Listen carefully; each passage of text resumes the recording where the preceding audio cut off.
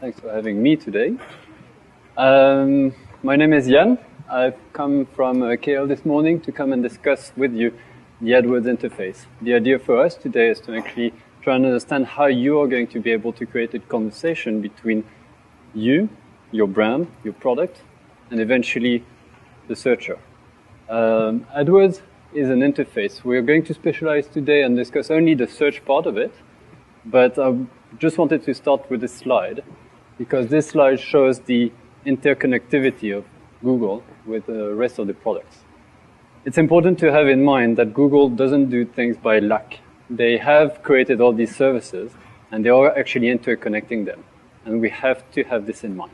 So even if we specialize and focus on search for today, we're going to always have in mind that it's important to do your search, have in mind Google+, have in mind your display network, and your videos, and your different mobiles and different devices. So let's just start with a very simple comparison. When someone types something in Google, he is actually a physical person. That person comes to Google with a problem, a question. And you want, as yes we can, you want to be there explaining, finding the solution to his problem. The only problem with this is that the client is not always very clear. The client needs to, basically, you have to understand through his query what language he speaks, what is actually the need he has, if he's going to be on a mobile, if he's going to be on a tablet, if he's going to be on a laptop. But what I think is really important today is to understand that your place, your role, is to establish that conversation. And we want to visualize every single searcher as someone shouting to the world, he's got a problem, and you're here to solve it. This is you, a plumber, or whatever service you have, and the searcher. We've got Google on the right-hand side, or yes, right-hand side for you. And Google is actually the interface between you and this customer. And I would suggest that if you want to establish a conversation with your customer, you start being in context, reliable, relevant, and straight to the point. I'm not going to explain right now why, but have in mind that if you do this, you're going to save money and maximize your return on investment. So let's go back to the real point. We want to establish a simple conversation. But Google comes and Google creates all this. It's confusing.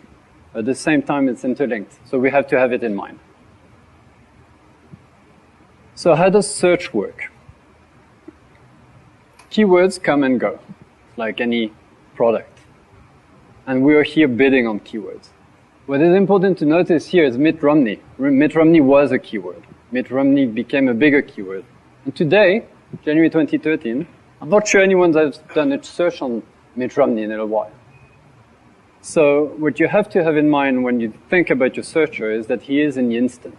He's going to come and talk and ask questions, shout to the world his problem of today. He didn't wake up in the morning thinking I'm going to do a search on plumber in the afternoon. It just happened that at the end of the day, his bath started to have problems and he's looking for a plumber. These keywords come and go, and you've got tools that Google give you that help you identify the new keywords coming. If I'm doing a search on all categories, I'm going to be given words like Harlem Shake. Doesn't mean that these keywords are usable. It just means that these are the keywords that are coming out.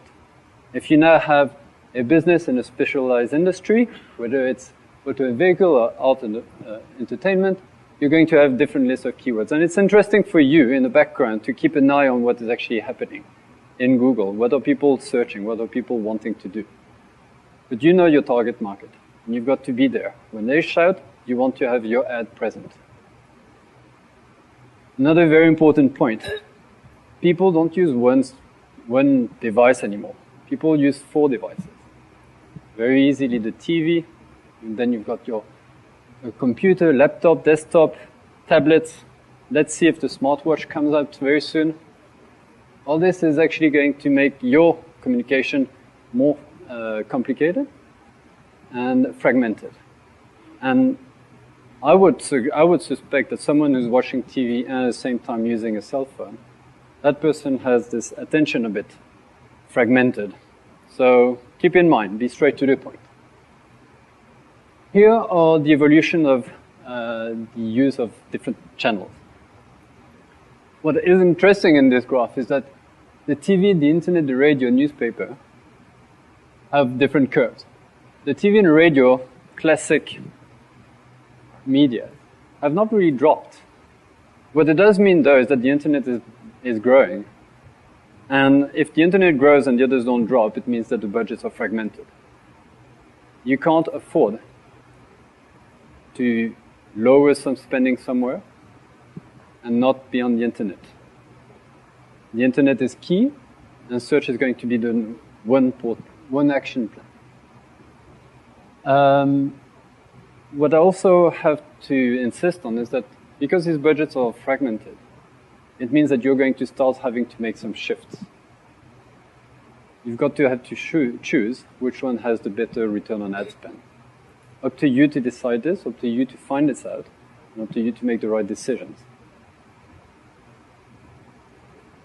Another slide showing the importance of these 4 devices permanently used. 88% of the population use simultaneously 2 devices. It can be a laptop and a TV, it can be a smartphone and a TV. Have this in mind. People have their attention really fragmented, not taking much time. Just be there. Interest them. So how can you do this? How can you interest these people? Adwords is one of the solutions. Adwords is just an interface, your way to access the search page results.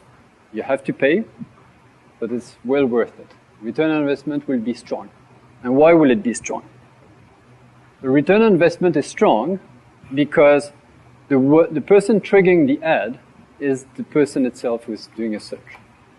So you're typing a search for plumber Singapore. Obviously, you actually know what you want.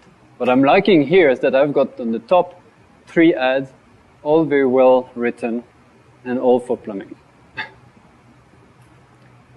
So just for now, have in mind that the process of the ad to come up is going to be, I'm doing a search. Then at the real time, every single time you type in a search query, Google in the background is going to run an auction. This auction is going to then determine which ad comes on top. If you're winning the auction, you're on top. You're displayed. You can be second, you can be third. Be careful, you start becoming 8, 10, 11, you're on second pages or more. You want to be present and you want to be on top. You don't want to be everywhere.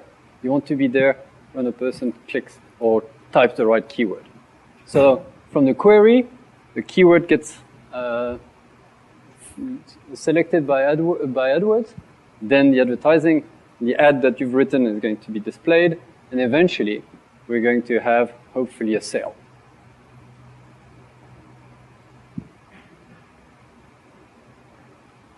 Now, I would like to get into the process of how does one start advertising. You've understood your market. You've understood a certain amount of keywords. Where do you get started? Get started from your website. There is absolutely no point doing any advertising campaign if your website is not ready. If your website is not clear, if the visitor arrives on the website, gets lost, doesn't find the information he's looking for, can't even do a sale. I was doing some search last time, typing, going onto a website, trying to buy an office chair. I do my whole process, I get to the last page, I'm being told by the website is I can't pay. I gave up. I never came back. And I probably will never come back to this website. So make sure, before you put your money, to have a website ready. Responsive design is the big, bolded keyword here. It just means that we want to have websites that are readable from any device. We used to create 2, 3 versions of a website. Let's just create one that is actually usable for all devices. But you cannot, in today's world, have a website that is not readable on various devices. The second step in the process is to define your goals. So the goals are going to be very different depending on your industry. If you're a restaurant, you want people to call you, come to you for the dinner every night if possible. Travel agent want to sell a certain package, but designers or game developers actually create apps, and you want, as an advertiser, you want to make sure people download your app. Make sure before you start your campaign, these are very trivial points. Make sure you know your goal. Once you know your goal, it will be easier to measure it. But also know the limit of the network you're going to be using. We're discussing today Google AdWords. AdWords is, go back to the basics and the fundamentals, someone's typing something. That person is a physical person, lives somewhere, talks a certain language, is typing a certain query. The idea there is that if your ad wants to be shown, someone's got to have typed it. You cannot start selling a brand new product that no one knows about on paid search. You're going to have to make sure that the product you want to sell is not a brand new product. It's not a branding operation in terms of like launch of a new product. Make sure that the product you want to advertise, the keywords you want people to see your ad on, are actually existing. No point, going back to Mitt Romney, no point trying to advertise Mitt Romney right now. You're not going to even have your ads displayed because no one's searching for him. So the targeting on AdWords is going to be keywords. The typical issue is to find out what are the keywords you want to use. What are the keywords you should have in your campaign, what are the keywords you should not have in your campaign. Always go back to the basic. Your conversation has got to be clear, simple, straight to the point, relevant. Just take keywords that are meaningful to your website. If you're selling dresses, make sure you've got your dress, and your red, and your blue, and your purple. If you're selling dresses, but you will never sell pants for men, make sure that your ad doesn't appear when someone searches for pants for men. In this example, we've got Gangnam Style there. It's not very logical to want to advertise on this. The issue is that in our field, we often have advertisers who come to us and say, yeah, I want to be there, I want to have impressions, I want to be present on these very searched keywords. It's important to make sure that your keywords are actually relevant to your product. No, I would really strongly advise to never bid on keywords that are just broad and giving you a lot of traffic. Make sure you're present on the right keywords. Google Trends is a very interesting tool to use for this keyword research. For example, we've got here the industry, flowers, for example, and we can find out some interesting facts. Obviously, a spike around February, Valentine. You can explain this knowing the industry. But also the way you can use this graph is, okay, if I want to push my sales, let's do it in February. If suddenly in April, June, and October, you're trying to push your sales, you're going to push your spending up. You're never going to get more sales. For one reason, the demand is not here. Basically, you want to make sure that your ad appears when people look for it at the right time of the year. Right time of the day if you have to, depending on the seasonality of your business. But use Google Trends. It can really give you a lot of information and insight on what's going on inside Google. We have now understood, to a certain level, our website, our goals. It's actually time to get started. We've got a list of keywords. The first thing Google will ask you is what match type do you want to allocate to your keyword. So what is a match type? A match type is just a way for Google to modulate around your keyword. You want to advertise on that very specific query. You want to advertise on a universe of words that is around the word that you've typed in. We've taken the example here of tennis shoes. What a broad match type does is Google decides what are the words that are included in the universe of tennis shoes.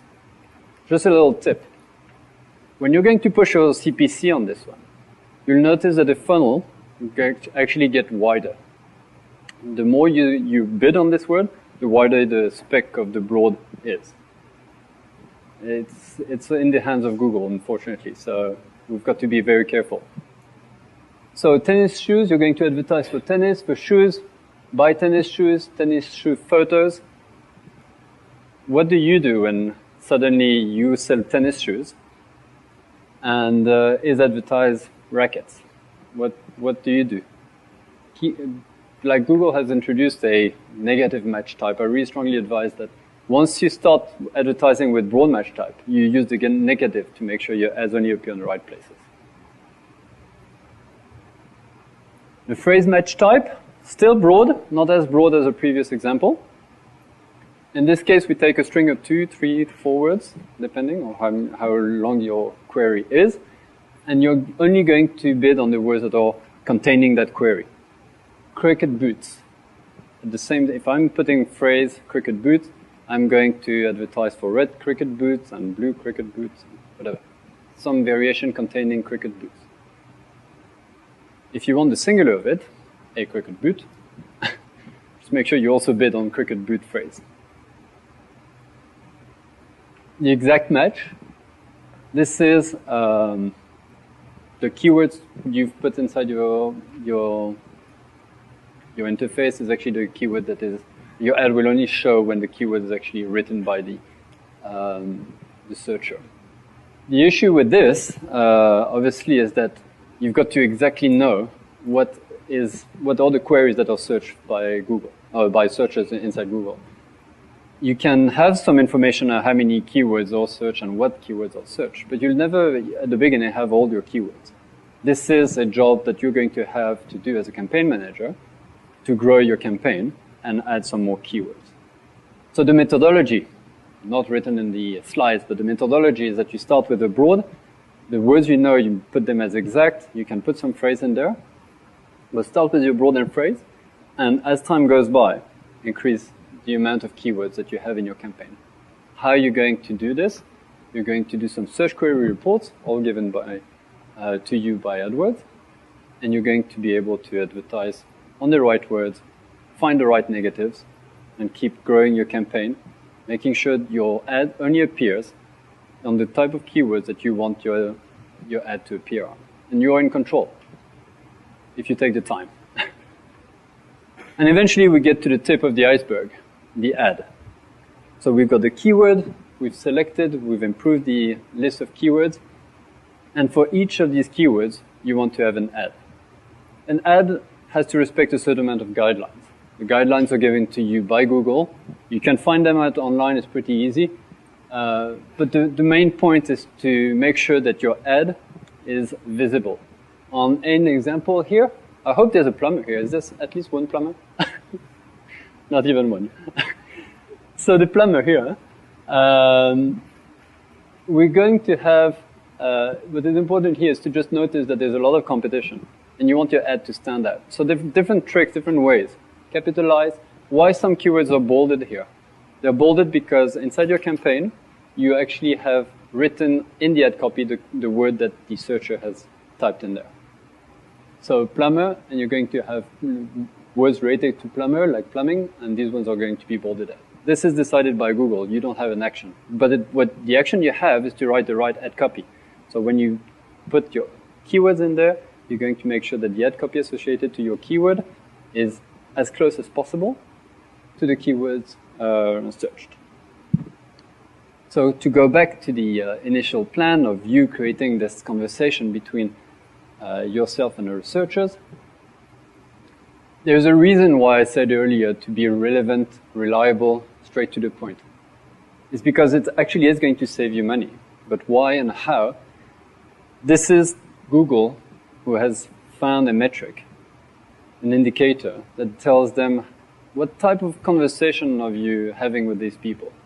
Are you having a good quality conversation? And this is where it kicks in the famous quality score. The quality score has two purposes. First, make sure that Google is not spammed by random ads on the wrong search queries. If I'm typing random searches and I've always got my plumber coming up, we're going to annoy people. Google is going to end up showing ads that are not relevant to its product. So what they're doing is that they're putting an indicator to calculate the relevancy of your ads compared to the queries that you've put in. And we don't want them to be annoyed. The other reason, the other impact, what really the other part of the quality score that is important is that the people who are actually searching or clicking. And it's this ratio between clicks and impression that's going to give a really good information to Google on the relevancy of your ad. If no one clicks on your ad, and thousands of times you've been impressed, there's a really low chance of your ad being relevant to the search query. So this is the composition of the quality score. We can find this information online. We don't want to go too much into detail, but the important points here is to realize that the click-through rate is a really important factor. So when you're going to advertise and increase optimize your campaign, you're going to make sure that the keywords have as good as possible a click-through rate. How are you going to do this? You're going to go inside your broad, negative the wrong queries, and divert as much as you can your traffic on exact matches. Because exact match will have a better click-through rate. And you make sure that your click-through rate and account level is as high as possible. The other ways, basically to understand the quality score, is to go from the search query. How relevant is it from the search query to the ad to the landing page? If there's a good flow and all this makes sense, Google will attribute a positive quality score. But what is the actual impact of the quality score inside your budget? This is where it is described, and it's really key and essential to understand this. So you can take pictures of this slide. It's really probably the most important one. Online you will very likely find all the information you want on how to improve your quality score. But where this is important is that if you bid high, you're not guaranteed to be at a higher position. You want to bid well. You want to bid a good price, a price in line with what you can afford. That will be given to you according to your goal and your cost of keyword and your quality score. And this is really something you have a real strong impact. You've got ads appearing on the right keywords, landing onto the right page, into a nicely done website that is fast and working well. The quality score will automatically shoot up. The quality score is again completely decided by Google. You will do your best to give to Google the right information the right way, but Google will assign this quality score. So the example B, the advertiser B is going to bid $2 and is going to end up in a higher position than the advertiser A, because this is how the ad rank, the position on the page, is going to be calculated. Good. So all this often comes down to money. And Google has found a good way to reward people who do the work well, but they still cost money. And the good news is that it's actually open to everybody. When Google started AdWords, they had in mind not the big corporates. They had in mind the small and medium enterprise. You are, at any point, able to open an account and create your first ads. There's nothing difficult. The difficulty kicks in when it comes to optimizing these campaigns. Get started is not the problem. And you can start with $10. What I would advise is start with $10, see how you feel about it, improve where you feel you could, change your list of keywords, and increasingly grow your budget. Make sure it's growing and it's working for you. There's no reason to go all out. In our case, we manage clients who spend $1 million a month. We don't expect this from everyone. But you can start with $10. And this is what you get. Because on top of what we've discussed, Google is trying to improve the click-through rate. Always have in mind that we're working with Google and your customer. Google is a platform that is also trying to make money. And they've got to make sure that more and more people click on the ads. They only get paid when someone clicks on the ad. They would like everybody to click on ads every single billions of queries that they have out there. So what they do is that they improve their product, they improve their ads. And we've got different examples here. Yeah. So basically the example is probably the top right-hand side, or left-hand side this time for you. You've got the location extension, the call extension, the product extension, and site links. The most important one is the site links. The site links is very simple. It's this one at the bottom with small links below your ad. Why these links work is because once your ad appears, it appears in a bigger space. So suddenly it pushes down a bit the organic search, and it pushes down the next advertiser, and your ad stands out a bit more. You improve your click-through rate. You want to improve your quality score, you improve your click-through rate, you put site links. Another example of advertisement, and this is like peeping into the future already, because these ads are taken on the Australian website. They're not yet available in Singapore, but they will be coming very soon. And I think that whoever has a retailing business can really do very well with this. This concept of pictures with a little tagline works very well. You upload a product feed, it gives all the information to Google, and Google displays it for you. It is flashy and it comes out and it takes space, so use it whenever it's possible. On top of that, we said earlier that the search has been linked now to the whole social environment. Google has created Google+. Yes, they want you to hang out, they want you to chit-chat with your friends, but they mostly want the information and they want to use it well. And they want to keep pushing the click-through rate up. The click-through rate here will go up because simply the Google Plus information is going to be used inside your ad if you set it up, so that it tells you how many of your friends actually like this ad or this product or this website. How many of them have clicked? Sometimes you can have the picture. But we've got a small example here where it just says how many people like this page. Or, sorry, +1 this page. +1 is the concept of like on Facebook.